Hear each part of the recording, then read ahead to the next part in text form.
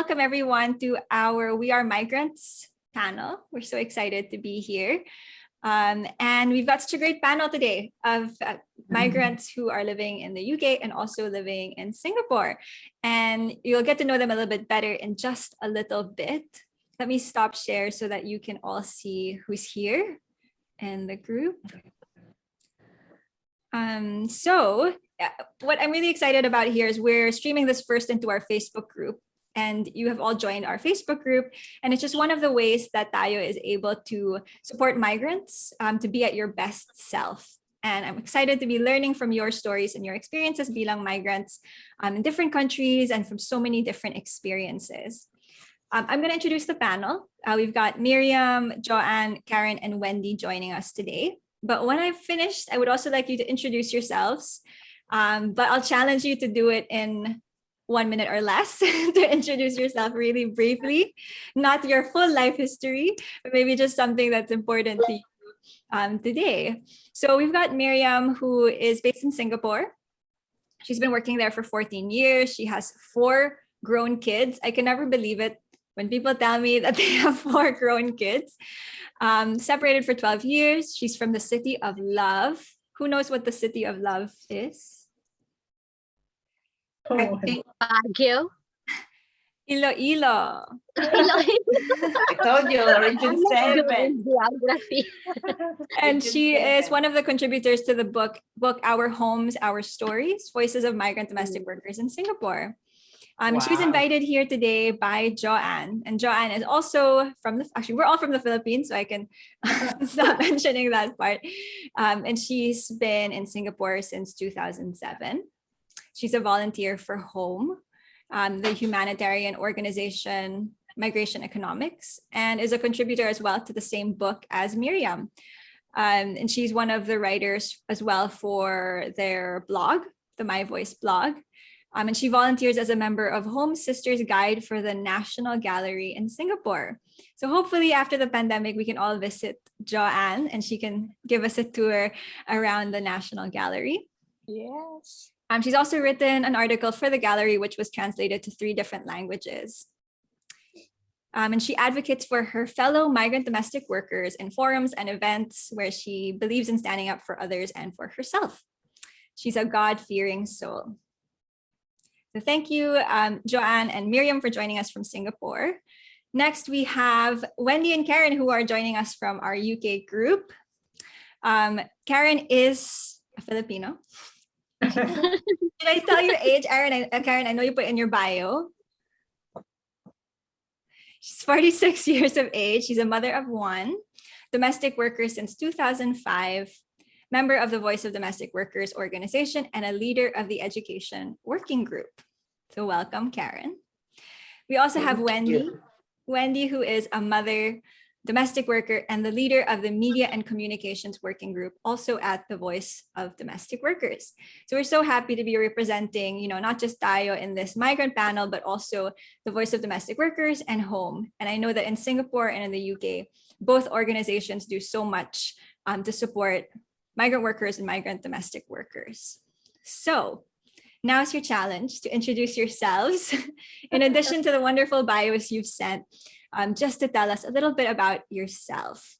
And before you do that, some people are saying in our Facebook group, hello, beautiful ladies from Mommy G. You guys all know Mommy G. And Amy's trying to invite some other relatives. Hi, Mommy G. Okay, so let's start in the order that I introduced you. So Miriam, would you like to go first and introduce yourself? Oh. What else should I add in from my bio? Yeah, so I've been working here for 14 years and having 4 kids, 22, 21, 18, 12. Wow. Girl, boy, and I have 1 grandson. I have 1 grandson during pandemic at the age of 40. When I just turned 40. Yeah. So I think that's all, right? Because Tanya already said some of my info. basic one. Thank Okay, you. so I can't believe not only are you a mother of 4 grown kids, but also Yeah. a grandmother. Yeah. Amazing, amazing. Okay, let's jump to Joanne. What about you? Well, yeah, I'm Joanne. How old I am? 49 years. Yeah, and Everyone just wants to put out their age. Yeah, go. and I have my eldest daughter, BS Tourism graduate, and my son, BS Education graduate, who is cum laude. And then my youngest is BS Psychology student. And I have a 1-year-old granddaughter also. Yeah. At They age both one. the same. Our grandson and her grandson.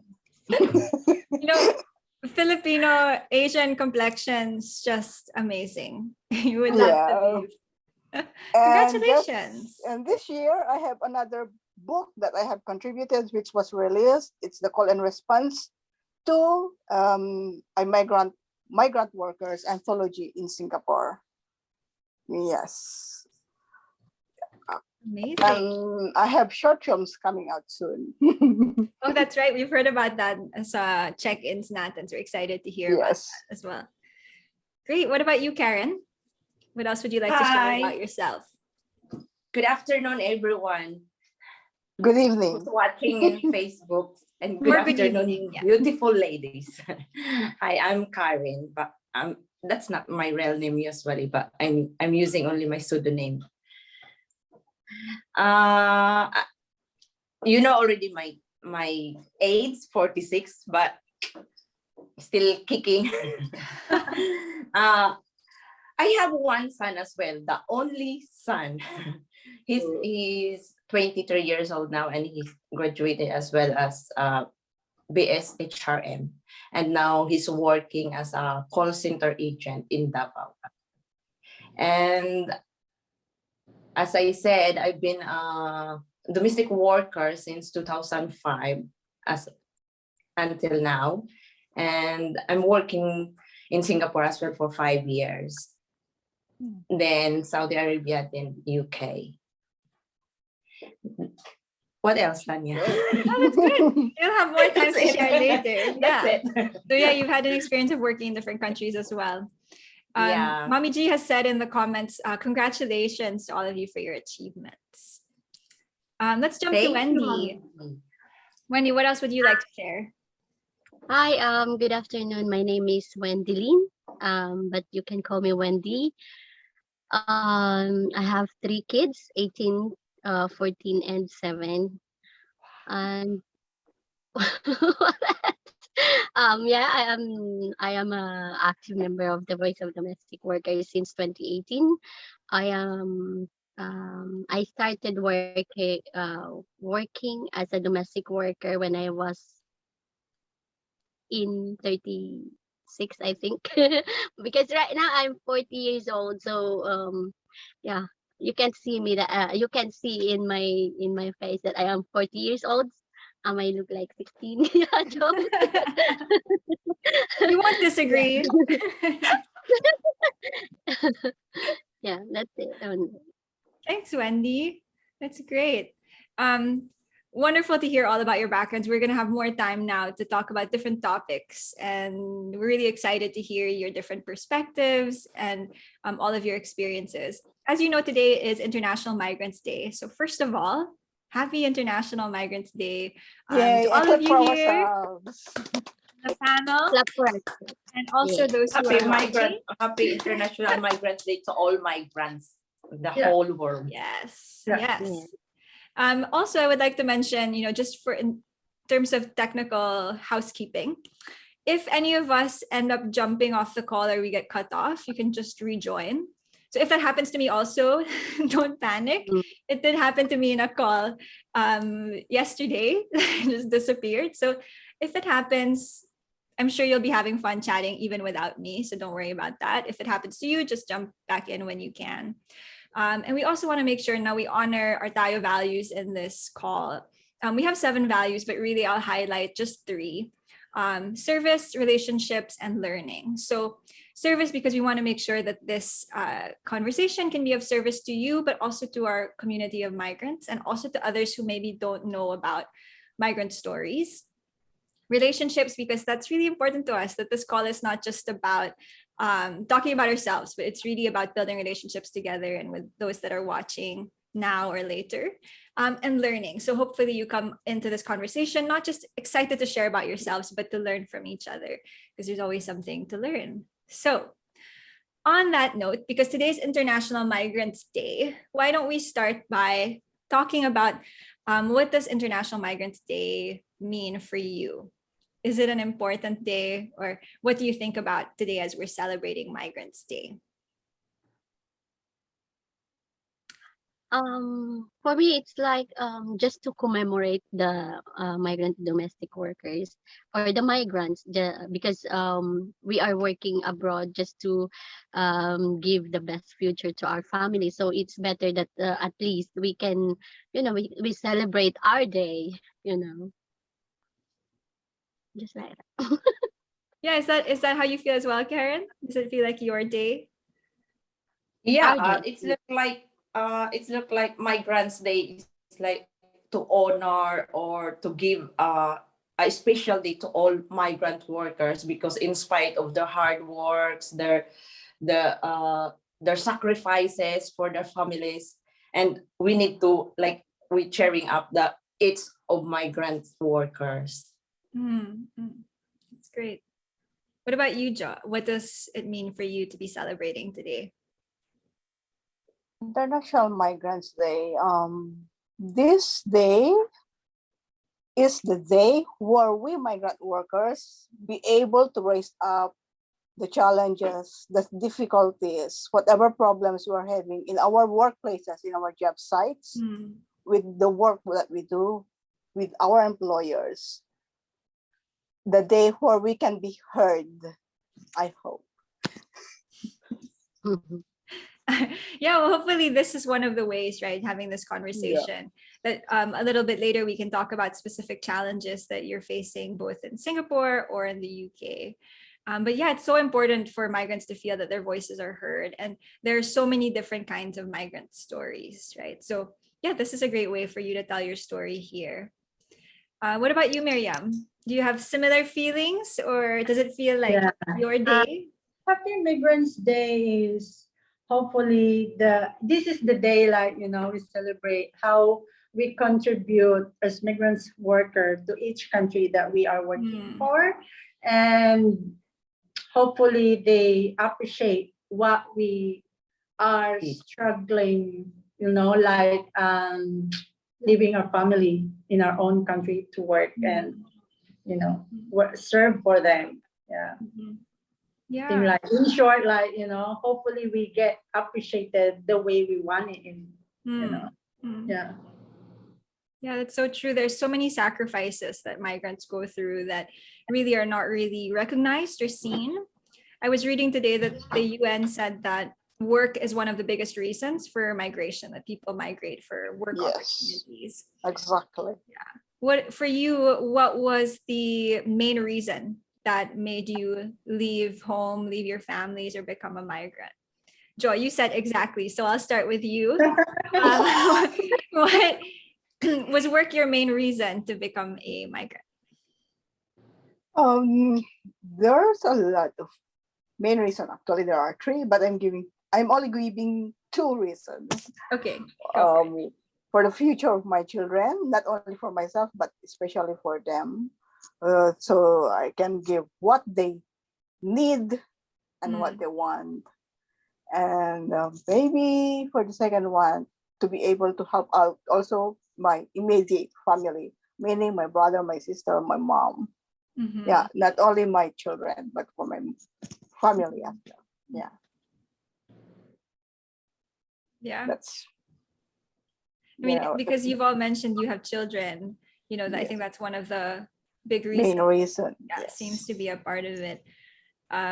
Karen, was your son the main reason that you became a migrant? Yeah, my son for his future, because that time I don't have really work. I don't have job. So I'm looking forward for his future, because if I've stayed in the Philippines, all my dreams for him will not become true. And to my family as well, how to help my mother to support her and some of my siblings. I think, Tanya, that's all domestic workers from our countries, the main reason is the poverty and the future of the family. And how, I mean, all of you have left children and immediate family behind. Wendy, what was that like, making that decision and, being apart from your family? Yeah, it's very difficult, especially for me, Tanya. Yeah. I leave my son when he was 6 years old. Then until now, I didn't with him. I didn't.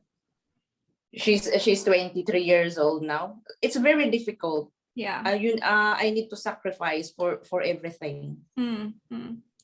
Wendy, what about you? For me, actually, the best reason why I left Philippines, it's I need to stand my own. Yeah, because I came from, from broken hearted.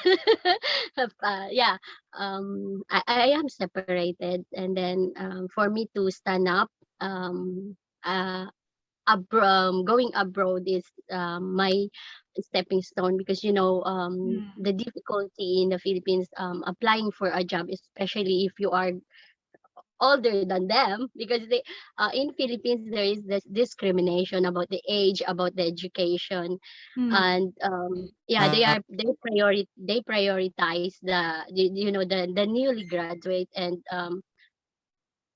I am not 18 years old. I am not newly graduate. So the stepping stone is to go abroad. So that's one of the reason. And also for me to give the best future for my children, to raise them, is to to left the Philippines. Yeah, I think Miriam also has her own story. I think just like you, of she mentioned in her bio that she has been separated as well, and she also has children. Do you have a similar experience, Miriam, that encouraged you to go out on your own? Okay. For me, I think it's the main reason is for my kids, because although I have a husband, but he's jobless and he has a lot of gamble and all this stuff. So I can depend on my family. I have to do it on my own because they're also struggling. So I left like 2007. And worst is after that, I think it's the best choice that I left, because he has a woman. He cheated on me 3 times. And I left. The worst is I left my youngest son when he is barely a month old, which is like a big sacrifice for me. And I get to see him after 4 years until I move on. So I think the main reason is for my kids and my jobless husband. If I don't go out to work, we're all gonna starve to death. So yeah. Yeah, for those, that aren't familiar with that kind of story of, that come from other countries where they can earn a really good wage by working odd jobs. Would someone here be able to explain, what was really the situation before you left the Philippines? Because you've said, you starved to death, or, you really have no other choice. Is it really as extreme as you share? Like, can we paint a picture for other people that maybe don't understand what it's like in some parts of the Philippines? I think because if you become a mother, you can't just find a job who give you the big salary. And more in the Philippines, if you're applying for a job, they're more on your background, on your even if you have a higher education, you can't just get a job that you want. So I think going out of your own country to work is quite better than staying in your own country, although you have to sacrifice leaving your own kids at a young age. Yeah. Yeah. So Hmm. And now you're all, like you said in the beginning, you're all women with many accomplishments. You've been able to contribute so much to the places where you work and where you live, the communities that you're in. Could you share a bit about some contributions that you feel that you've really been really proud of in terms of your work or even in the communities that you work in? What would you say are some really great contributions? Maybe we can start with Wendy this time. What are some contributions that come to mind? Actually, I have in my own in the Philippines, I have a personal charity for I am donating, especially if they have typhoon. I am donating some goods like that, some dresses that we cannot use. I distributing, and during the pandemic, I feed the the one the frontliners on the street. I'm giving some snacks like that. So, and for in this in the UK, since I'm in the voice of the voice of domestic workers, we are empowering women to raise their, we are raising awareness for their rights, to achieve their rights, to how to argue in the in the employers, to stand up, and then to raise their voices. And then for my family, yes, I am the one who's working for them since pandemic, because they don't have proper work. They cannot have their own, the foods that they can buy. So I'm the one supporting them. That's it. I mean, those are major contributions, even if you just think about supporting one other human being, right? In your family, be able to support them. Doesn't matter if it's, a big family or just one person who's really important to you. I think that's a really big contribution. And I like that you gave so many different examples, because I think all of those are really important, including, to your employers being able to contribute by supporting their own lives and their own careers. Karen, you were nodding your head a little bit here when Wendy was sharing. So what are some contributions that you feel as a migrant worker you've been able to accomplish? As a migrant worker, for me, really, Tanya, because since, for example, since the pandemic started, I distributed goods, rice, like that, to my relatives in my place. I distributed for 3 barangays because I know how they feel if they have nothing. And I supported also some people that even they are not, I didn't know them. I helping them to support financially, like that. Especially the people who are ill. It's very bad, really, because I have a lot of experience about that. So I just return the blessings that I have.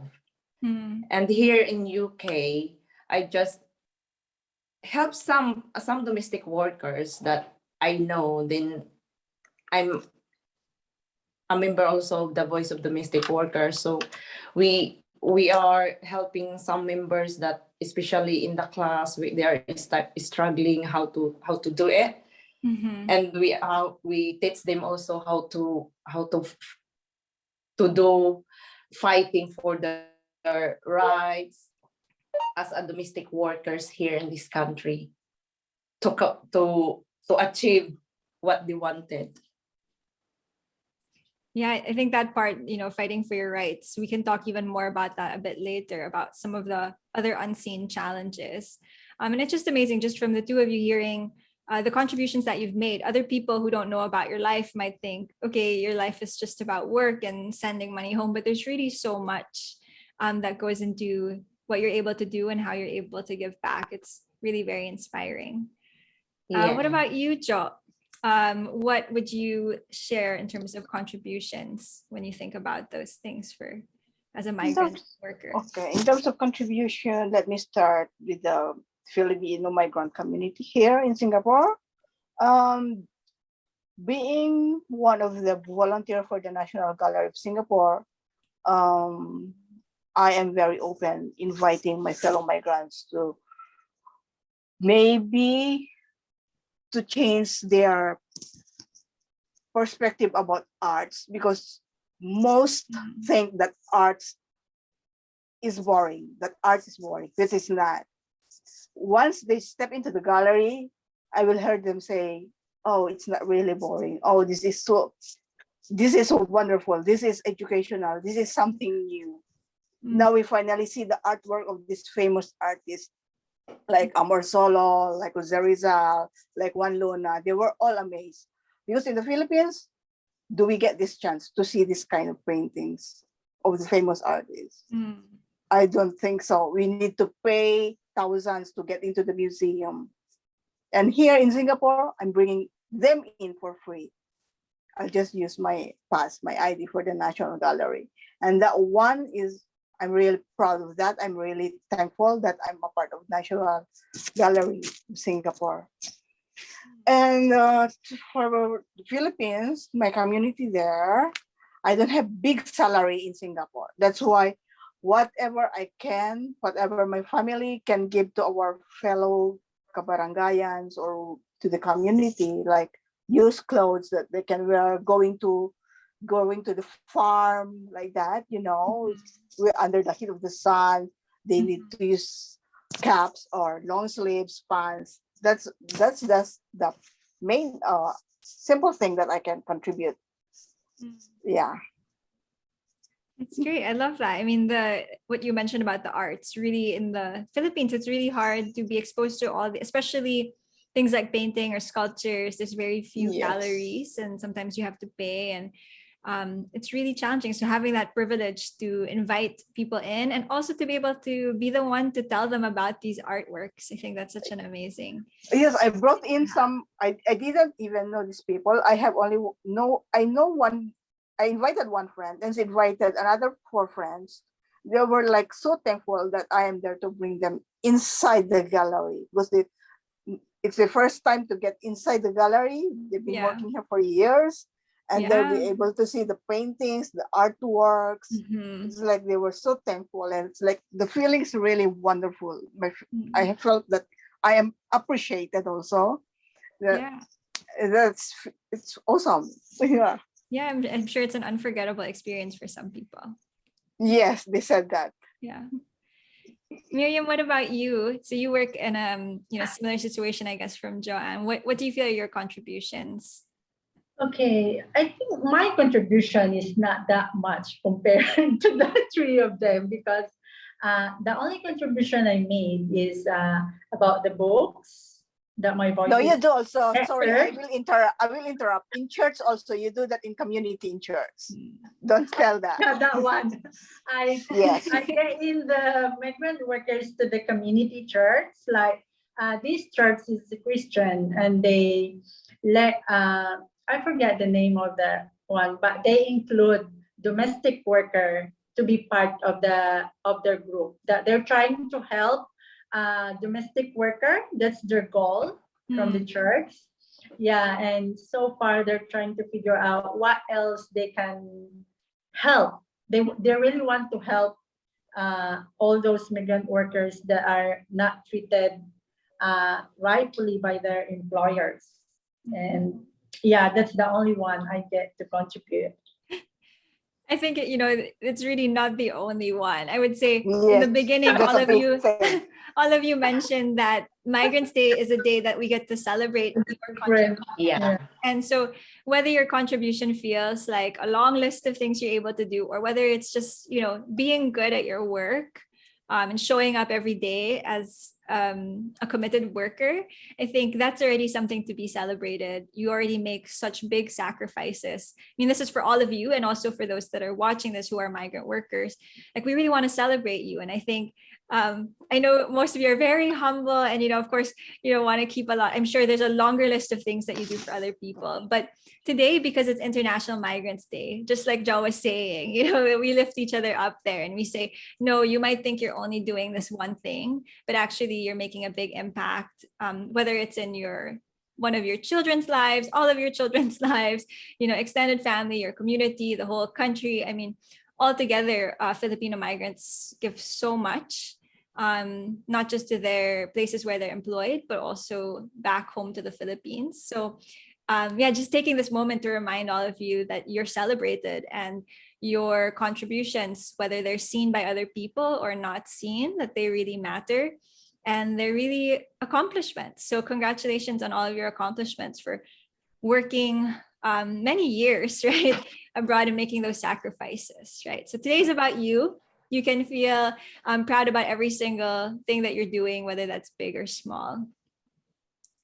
Okay, I wanted to shift our discussion a little bit to unseen challenges. So maybe here we'll be talking about things that are a little bit more not seen by other people who don't work in similar jobs or who don't have similar experiences. When I say the phrase unseen challenges of migrant workers or migrant domestic workers, I'm going to ask each of you maybe to share the first challenge that you've experienced that comes to mind. I feel like Wendy's eyes are telling me she has one in mind. So I'm going to ask Wendy, ano yung first challenge that comes to mind? Start with one first so that each one can go and then we can add on at the end. The first challenge that I have experienced, actually the weather in Saudi Arabia, it's too hot. It's like I'm in the hell. It's like you're where? Yeah, it's like I feel I'm in the hell, even if you're inside the house, you're braining. And you're wearing abaya. If you're going out, you need to wear abaya. Yeah, it's double. Yeah, so weather can be a challenge if you move to a country that's very different. Maybe in Singapore, not so much, but yeah, moving to somewhere in the Middle East or even moving to somewhere where it's very cold, that's definitely one unseen challenge. Okay, Miriam, what about you? What's the first unseen challenge that comes to mind? My first unseen challenge is the first time I came here is adapting the culture of Singapore. It's like because it's so different from what we are in the Philippines. So I think their culture, adapting How would you their describe culture, it? How would you that's a big describe challenge for me. How would you describe the culture that's different to the Philippines? Freeze. She's on freeze. Tanya's Yes, freezing. Yeah. Lovely. Freezing cold or what? Oh no, am I back? Yes, you're back. Winter kay Tanya. I thought I disappeared. Yeah. No, everybody else froze and I was like, okay, I'm probably gone. What was the last thing you heard? Was I a robot?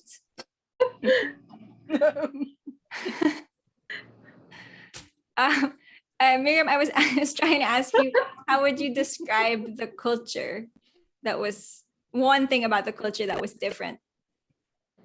Culture, okay. I think about their traditions. Their traditions like,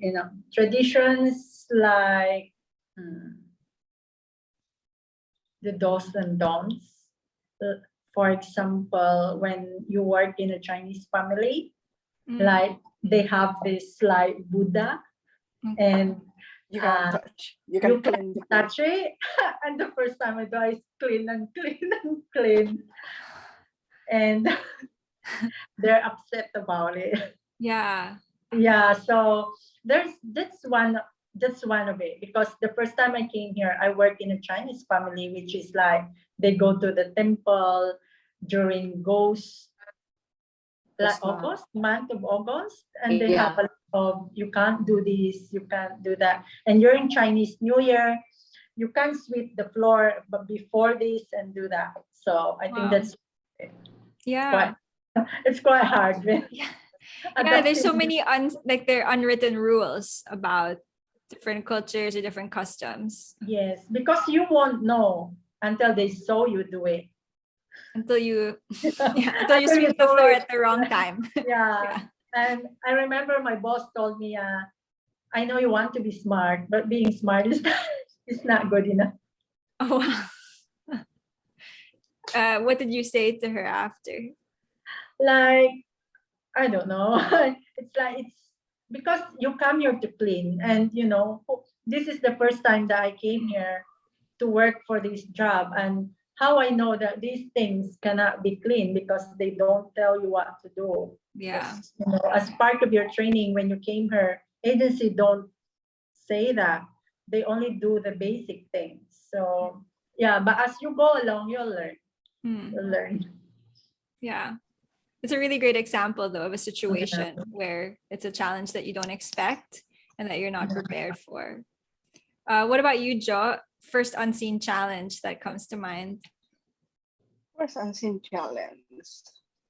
Okay. I want to say this homesickness, but then that's very common already. So I will say I don't know how to say it, but then having been not able to have my phone during weekdays, that I can have. This is in my first job, Chinese grandma and grandpa with their son. I can hold only my phone during on Saturday morning, and I need to give back Monday morning. The whole week is like I'm in nganga.com. I don't know what's going on with my family. So yes, that's a very one worst challenge that I had, that being not able to talk to my family regular basis. That when you have your phone already on weekends, you need to, as if you don't want already to end the call. You know what I mean? It's first time away from the family. It's like I need to call them, I need to talk to them, I need to know what's going on with them. So that's really very, very hard for me. Has been very hard. Yep. Yeah, I definitely think that homesickness and having limited access to communication. It's Yes. a really big thing, especially if you're so far away from your family, and especially if you have kids who you want to make sure are doing okay. So definitely understand. In the comments I see here in Facebook, someone has said that's better than I think not having your phone after 2 years. So I think there's Mhm. I think some people yeah, I that agree. have Yeah. also had a challenge with longer, even That's longer. But better than nothing at all. yeah, Karen, you're laughing. Well, You're I didn't stay in that family. I stayed in the family for 3 months only because I can't stand. I don't have day off. I don't have my phone. I don't have key access to the house. I don't have day off. I don't have access to my money. With all my jewelries, they took it. I have only my watch in my hand. Wow. And I need to clean the house with my bare hands, not with a mop. I need to kneel on the floor and use my hand in cleaning. Wow. Yes, I experienced that. I need to do hand wash. There's a washing machine and dryer there, but I cannot use. I need to do hand wash. And the dog even eat more sumptuous food than me. First thing in the morning, I need to cook the dog food. It's like salmon or chicken. That's alternate For the every dog. day. Yes, for the dog. Salmon, chicken, salmon, chicken. So it's like salmon is only for the dog, not for me. Yeah. I mean, in this situation, Joy, you lived with your employers. Yes, it's live-in. Yeah. Yeah, and I think that's the unseen challenges of living with your employers and starting a job where you don't actually know what the real conditions are going to be. Yes. When you start, like when you start with an employer, to care for their home or to care for their family, I assume you do an interview or someone refers you, right? But I think it's really until you step in really and start your job that you don't really see what it's going to be like. You're walking in the dark. Yeah. And some of those conditions are just, people don't know that they Yeah. migrant Yeah. domestic workers or domestic workers are forced to make sacrifices that shouldn't be expected. And the worst thing is, my agent didn't tell me before that it's a 6-month salary deduction. So it was like, for 6 months, you won't get any salary. You will get only $20 allowance. So it's like, what am I going to do with the $20 allowance? Hmm. And I can even hold it. They should keep it. How did you get out of the employment? You said you left after 3 months. Yeah. By blessing, I have relative here, which I just found out that they're living here with the family. And then we contacted her and seek for her help and set me free. Yeah. Yeah. Big thanks to her. Now she's living in Australia with her family. Yeah, well, thanks for sharing that. I think that's definitely a dimension of unseen challenges for workers that other people don't see and realize. I'm gonna my family were shocked when they learned that about my first challenges in that first employer. They didn't realize, they didn't know. Yeah. And to think you actually had an agent who was managing you at that time too, right? I'll go to Karen next, but I'm just going to read some of the comments here in Facebook where it says, someone else has experienced something very hard. Also, she didn't have her phone for 2 years and no days off, 24/7 work. Someone else also shared, during this pandemic, not everyone has a chance to go back home for holiday, or even a parent died because of protocols like quarantine. And she has a question that I'll ask you in a little bit.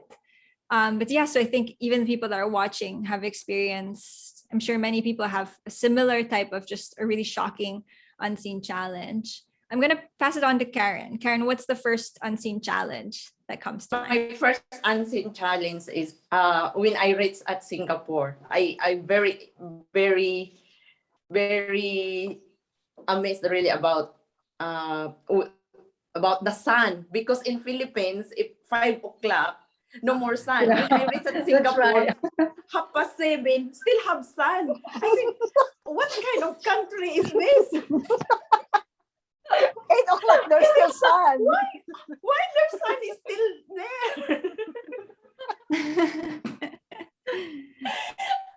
Right, especially if summer in Singapore, 7:30 still very bright sun. 7:30 is Yeah, still and- very sunny. Yeah, and I experienced also what Joy was experienced. That the dog food is delicious than our food. That's what happened to my first employer. Then I have an 8-month salary as well deducted, but after my 8 months, I go to Philippine Embassy directly. Then my agent took me there. Then lucky I live with my agent for 2 months and I found my new employer. And about the culture of Singapore, that's fine for me because before I studied here in Philippines, before I studied in Philippines at college, I worked in a Chinese family. So I know what their culture was. And when I reached also here in England, I thought I cannot stand the coldness. I think I will die in 1 hour because of the cold. That's why only the challenge I ever experienced. Yeah, thanks for sharing that, Karen. Similar challenges to Joe, but also similar to Wendy about the weather and the changing time. So, I mean, even now in the winter in the UK, there's so few hours of sunlight, right? Like getting used to that as well, or the long days in the summer. I'm gonna go another round. I'm gonna go another round to see if everyone has a second challenge, unseen challenge that comes to mind. So we've been digging in, opening the door for other people to see actually what do migrants go through. Wendy, what is the next unseen challenge that comes to your mind? Actually, the attitude of the employers. Hmm. It's like they keep on shouting. It's like they cannot make their voices like lower. It's always in a high pitch always. That's why my employer, I call them Celine Dion, always has concert. Because Wendy! Like that. Celine Dion. Yeah, they have always concert because they are always shouting. Yeah. So that's one of no respect. Hmm. Hmm. Yeah. Hmm. Have you ever been in a job, Wendy, where you feel like your employers respect you? I think just now I have the employer. Luckily, I have the employer that's gonna respect me, and they give me what the rights of the domestic workers' rights. Hmm. So they following the rules of here in the UK. Yeah, but for how many years? For 6 years, Saudi, and here I'm working in elderly man, and then yeah, no respect. Hmm. Yeah, I think that's definitely a challenge that people who have never been through what you've been through, can't relate to and don't understand. Yeah. Celine Dion, I can imagine that Celine that got Dion, you yeah. through a lot of tough days to just, think, okay, this person is just, a bad version of Celine Dion. Yeah, bad version actually.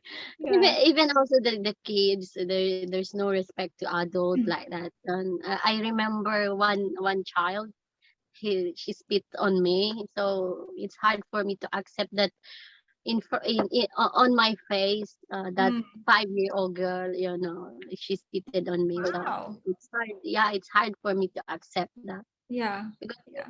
I'm in my if that is my child, if we are in my country, I gonna spank. Correct. Yeah, but you cannot do that because if you do Yeah. that, they're gonna put you in jail. They're gonna punish you. So yeah, Yeah, it's not your child, so lost you can't the do that. dignity.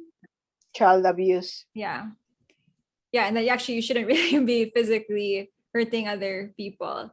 But yeah, every family, every culture, not just countries, right? Every family, every culture has different traditions and different ways that they relate to each other. Miriam, do you have another unseen challenge that comes to mind?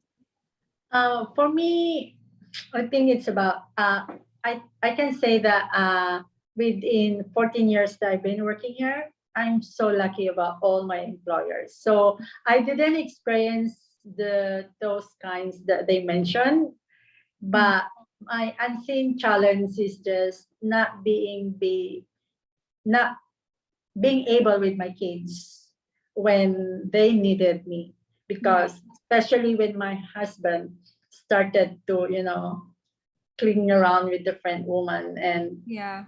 different person look after my kids. So with the 4 kids, my eldest is the one who become like a mother and a father. And when they're sick, and when one of the son of the woman that my husband get committed, go to my house and bring something to like a knife or like itak.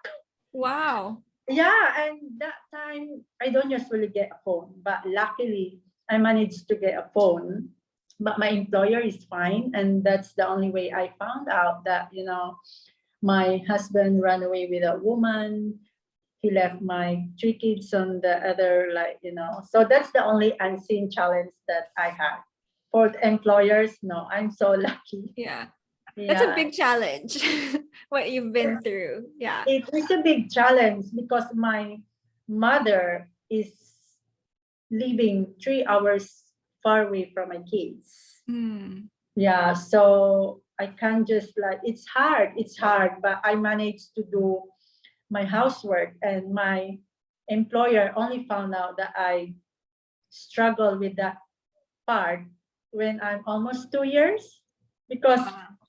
it's like I don't mix business with pleasure. So my problem only at night during work time. So yeah, I did. I did Yeah. survive. Yeah. Wow. And that's a very graphic image, of just, that someone brings a weapon to, your family, or that's a big, big threat. It is like you don't know. And then that in the Philippines, 9 or 10 o'clock, all people are sleeping. Who you can contact. My mother, my brother is far away from them.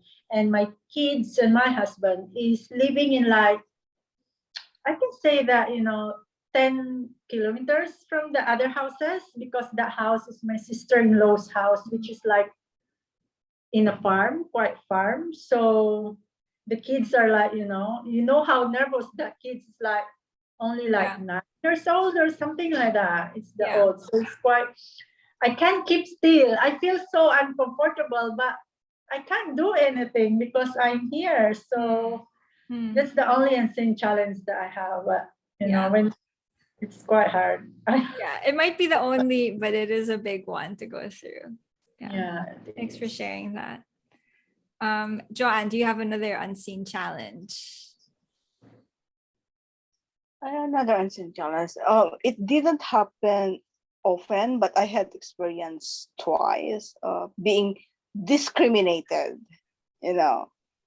Once they see you as a Filipina here, they will say, "Oh, that's just a house helper." It's like one time I was in the mall trying to browse. It's during like this month, December, so many sales are ongoing. It's like in Marks and Spencer shop. So I was like kind of a fan of Marks and Spencer food before. Their biscuits and everything are like, Miriam, Marks and Spencer. It's like, and then there's this one auntie. It's like, "Oh, what are you looking for? Are you working here in Singapore?" "Yes, I'm working." "What kind of work do you do?" "I'm a house manager." "What do you mean house manager?" "A helper." "Oh, a helper. You wear very nice clothes. And what are you trying? Are you going to buy this expensive biscuit?" It's like, I want to answer back the lady, "What the hell? I have money. I'm earning. I'm getting paid with the work that I do. I don't steal. I don't." It's like I wanted to answer back, but then I realized if I'm going to answer back, and then the lady will make a scene, then I will be the one to be blamed. So it's like I shrug off and then left the lady. And then the second one, it's like I was in a bus, and I was seated, and then I saw an old lady hop in. So I offered her my seat and then stand up. And then she said, instead of saying thank you, "That's good for you. You're a helper. You don't need to sit." Wow. So it's like I just look at the auntie and say thank you. I was the one who said thank you to the auntie. Yeah, it happened to me that way. It feels bad. It feels sad, but yeah, that's why I said it's like, though that's the job we do define us. Do you believe that? I don't think so. I don't think so. But still, sometimes it comes to my mind. What would you say really defines you, Jo? What defines me? What I stand for? What I believe in? I believe in myself. I can do things that these locals can do, like writing in a book, being a guide in a gallery.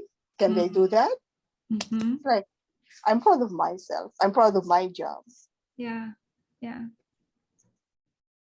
That's great. I mean, that's a great example. I know that many people have experienced their own versions of those stories. Even just those two stories, there's still, even though we know that they happen, there's still a bit of a shock factor when you actually hear how it was for each person or how it was for you. In the comments, someone said that some people are just awful, and that's so sad. And I think for Miriam, she was, one of our members was just saying that was really awful what you went through, and just empathizing with you. I'm going to go to Karen and ask you, I know you is she there? Oh, she disappeared. Right when I called her, she disappeared. And there was one question that came in the comments, and after that, I think we can start to wrap up. Okay, she's come back. Maybe I'll wait for Karen to come back and see if she actually wanted to share her challenge. While she's getting her whole audio back, Mommy G was asking us, during the pandemic, how did you cope with not being able to go back home for a holiday? If you experienced a loss in your family or grief because of protocols and quarantine, because you weren't able to go home, how did you cope with that, or how did you feel about it? So I'll ask the group that question, but first I'm going to go back to Karen and say, Karen, did you have one last unseen challenge that you wanted to share about? The other challenge that is I cannot attend the graduations of my son since elementary to college. That's it only. It's very, very heartbreaking for me. Because he's always saying to me, Mommy, I'm going to graduate on college. This is the last time that you are going to attend, but I cannot make it. That's it only, Tanya. It's a hard challenge for sure. I know that you said that's it, and others are saying that's the only challenge. These are really big challenges, and I appreciate that you've brought these to light and that you share them in the conversation, because the migrant workers who will watch this in the future will see, I'm not alone. Other people have been through these challenges, and that you're able to rise above those challenges. And hopefully someone who's watching this who is feeling alone or feeling really challenged, that they can gain some inspiration from all of you, just from hearing your stories and seeing how you're able to rise above those things. So I want to go to Mommy G's question. Anyone is open to answer this. Let's try to do it a little bit briefly. If anyone wants to share, how did you cope with those challenges that have come with the pandemic, not being able to go home or other things like that?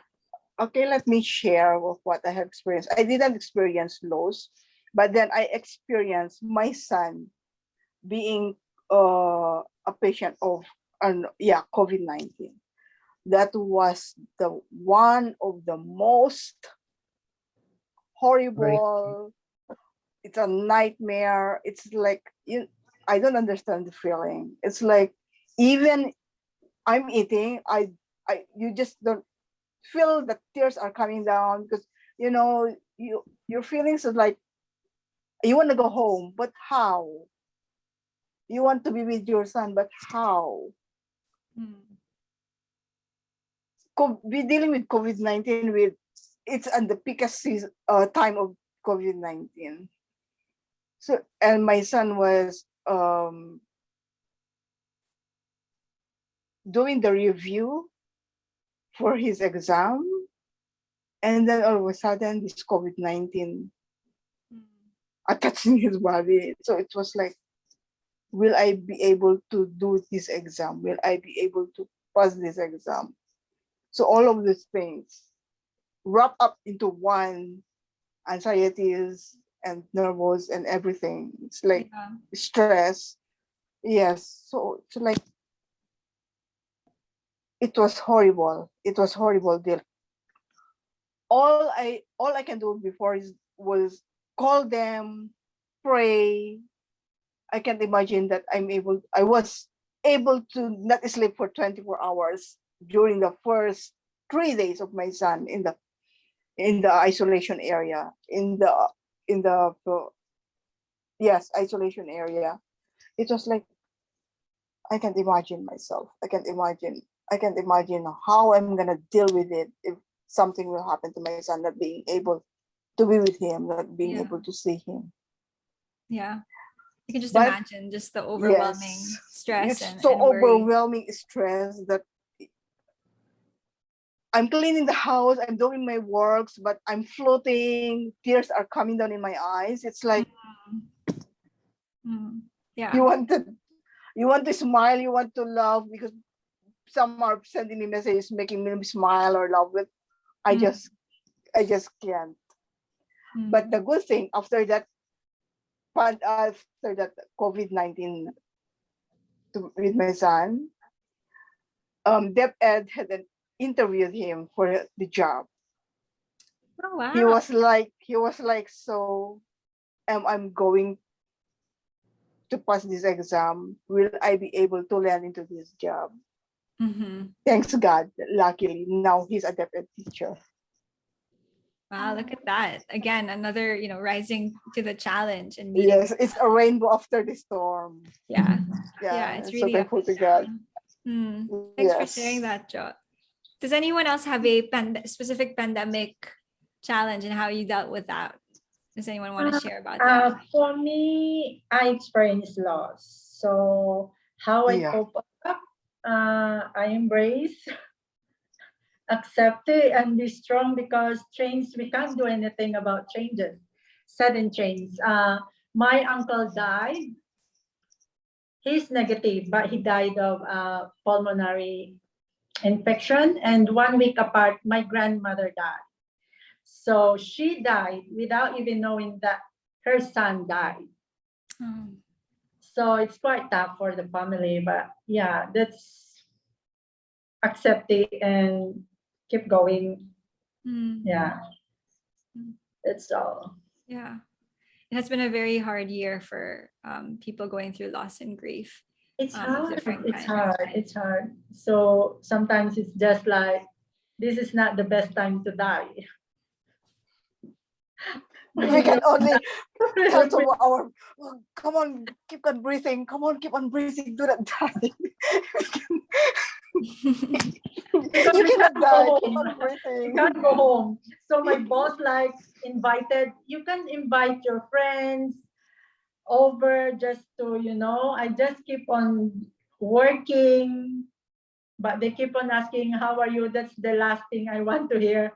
Are you Yeah. okay? Because it's Yeah. quite hard. It's quite hard It's hard. because especially for me that, every struggle that I've experienced with the whole journey here, far away from the Philippines, I keep it on my own. I'm not someone who like share. I can share with my friends, draw on the phone, but in personal, like face to face, Yeah. no. So Yeah. once a week or every other day, my boss will, are you okay? How's your family? So if every day she keep doing that until one day I give up because my sister-in-laws are messaging me that my brother, they're weeping because we grow up, four of us, we grow up without our mother. So we grew up in our grandmother, which is very close. So my sister-in-law is like messaging that your brother is waking up middle of the night, they're weeping, and it breaks my heart because they're so close with my grandmother. Yeah. So when I get to share that with my boss, when she asked me, I tried not to, like tatter, but then I explode. Like she hugged me so tight that after the 2 weeks, that's two people died. I think that's the first day like I feel like boom, it's like Yeah. stop. Yeah. So yeah, but I did it because there's my employers. They're so supportive that Mm. yeah.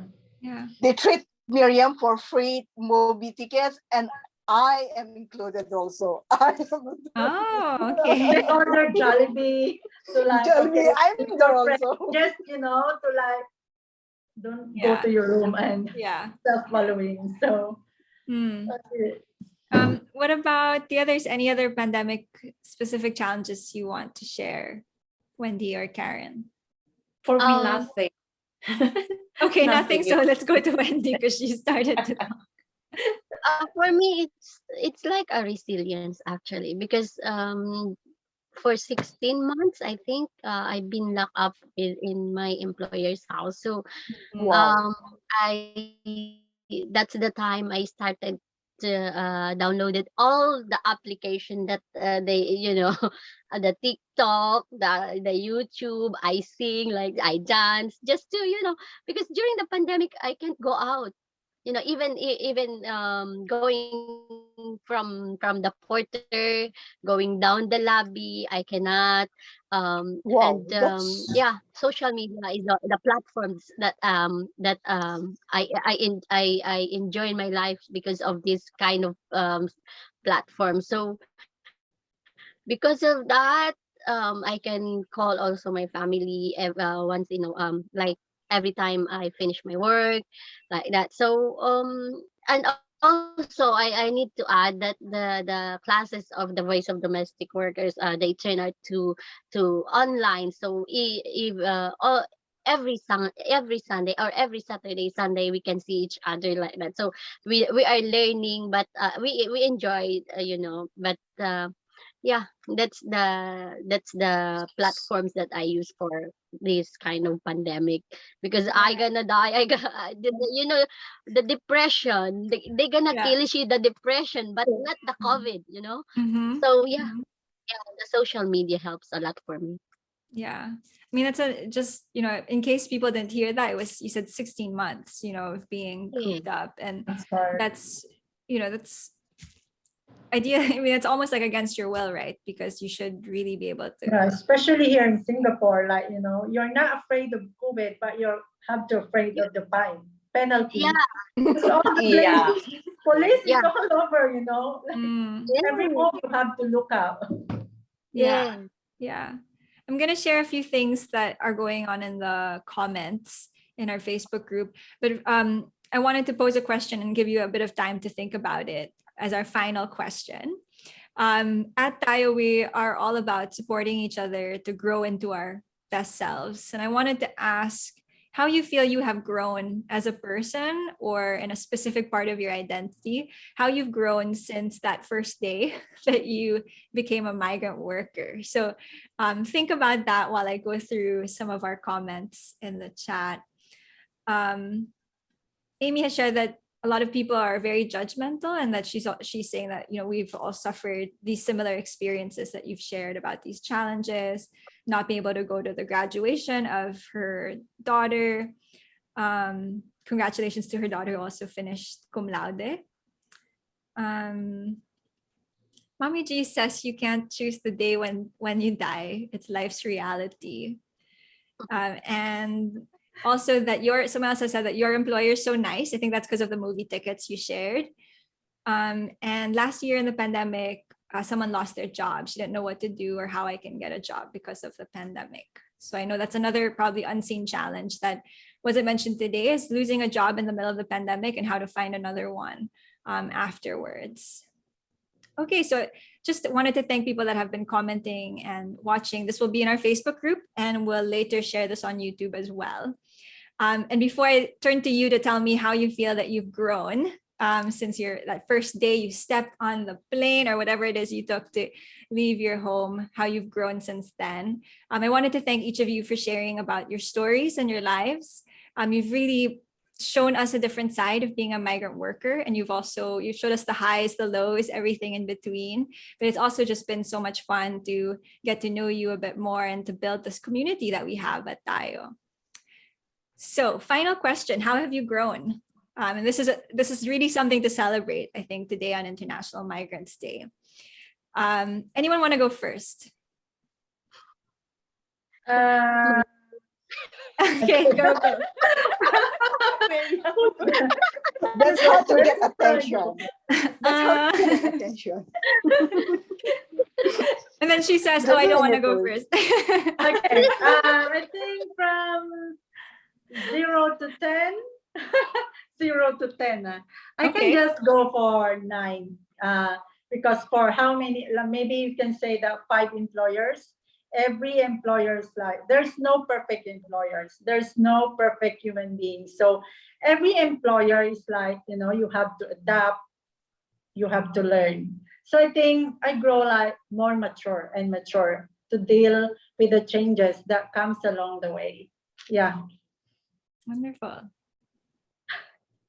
Miriam, you choose who goes next.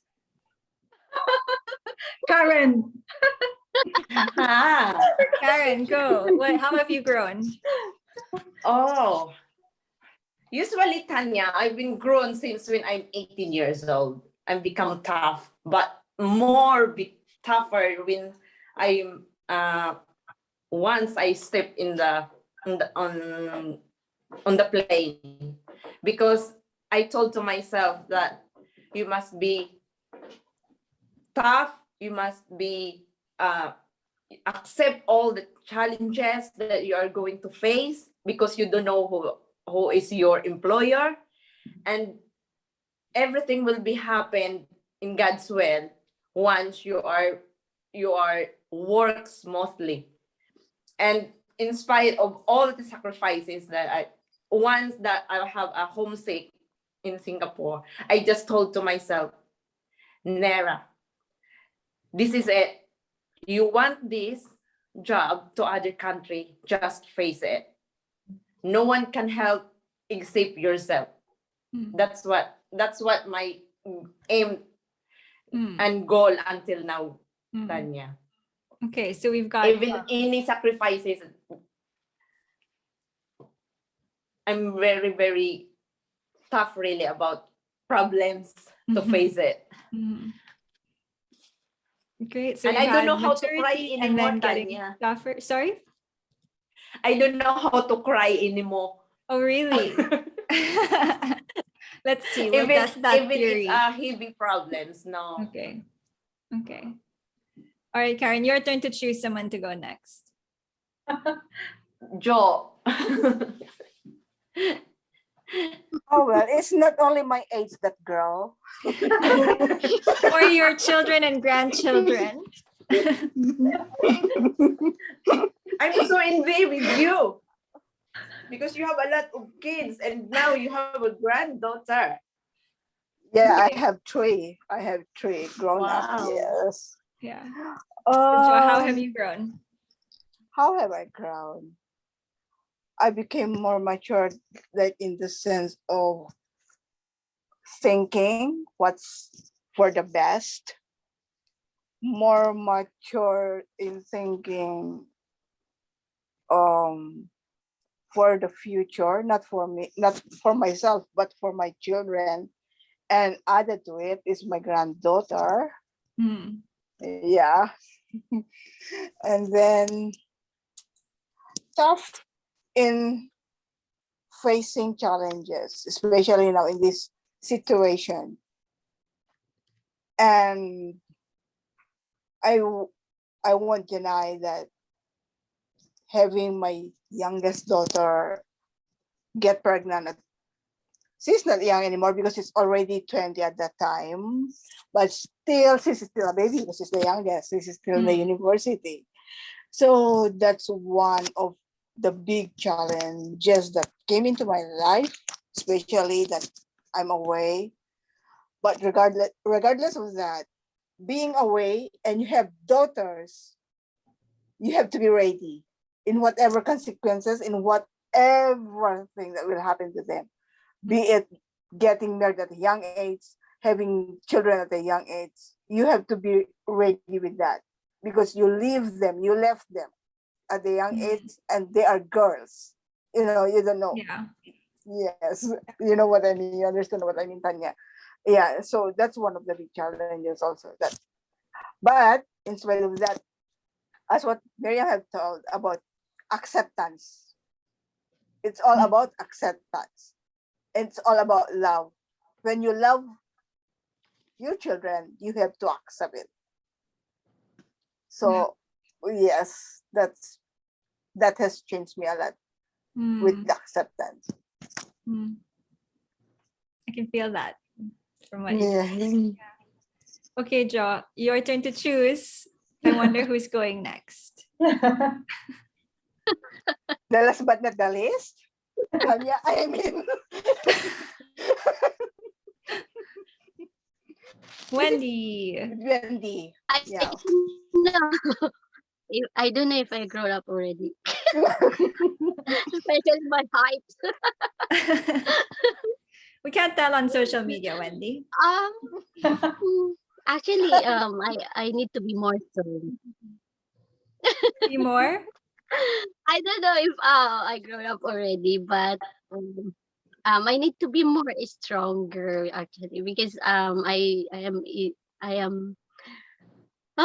so emotional. Yeah, Everybody I is need my emotional. my heart to be. Yeah, I know, Yeah. but I need to be to get affected quickly by, in ha ha. I need to ignore sometimes the bad things. I need to ignore it like that. But I need to be more um stronger about that. But in terms of helping my family, being tough in front of my children, I need to be more. I am so responsible in everything. I think that's the best in me nowadays, because I am the breadwinner. Yeah. I am the one who helped them, support them. So and to be a woman now, because from you are separated in your first husband, and Mhm. now you stand by yourself. You don't need the help from a man, because you're a queen already, like that. So that's my feeling right Yeah. now, because I promised to myself I'm gonna build my own palace, my own house. That's why I have my own right now. Wonderful. It's been so amazing to hear your stories of how you've grown, how you've matured, how you've become tougher, how you see new goals and big dreams after all of these years. And we really believe that, at Tayo, that you're never too old, or too far along in your career to learn something new and to develop into a better or the best version of yourself. So very, very inspiring. We're about to wrap up here, but again, thank you to all of you, each of you, for joining us, and those who have been watching and commenting in the chat. In the comments, you received a lot of thanks for sharing your stories, your experiences. They say you're amazing and strong, and women power. And so I just wanted to again greet you in this Migrants Day. Happy International Migrants Day. Thank you for your contributions, for sharing of your story and your life, and for just being who you are. Celebrating you and all your accomplishments today. So thanks so much for joining us. Thank you Thank too. you Thank you, too for Tanya. having us. Thank Thank you, you. Tayo. Happy International Migrants Day again. Yes, happy International Migrants Day, and hope to Thank see you you so again much. soon.